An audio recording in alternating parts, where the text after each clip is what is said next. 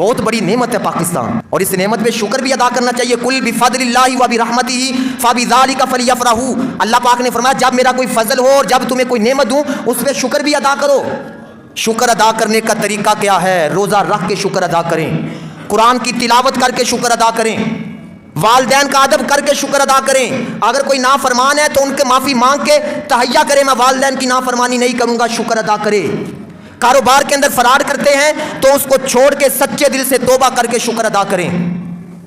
اپنی زندگیوں کو بدل کے اللہ کے حضور سچے دل سے توبہ کر کے شکر ادا کریں۔ یہ طریقہ ہے شکر ادا کرنے کا۔ لیکن ہمیں کاموں پہ الٹوں پہ باجے بجا پکڑا دیے جی قوم کے ہاتھ۔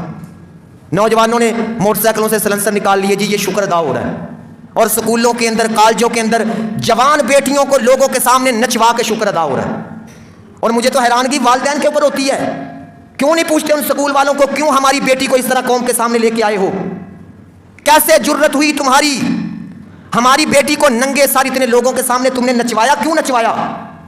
یہ والدین کے اوپر حیرانگی ہے کہ اپنے بچوں کے اوپر توجہ رکھیں۔ سکولوں والوں کو، کالجوں والوں کو کہ خبردار، ہم نے بچے پڑھنے کے لیے بھیجے ہیں، سٹیجوں کے اوپر نچوانے کے لیے نہیں بھیجے۔ خبردار، اگر ہماری بچیوں کو، ہمارے بچوں کو نچوایا تو شکر ادا کرنا ہے تو اس کے حضور نفل پڑھیں، قرآن کی تلاوت کریں۔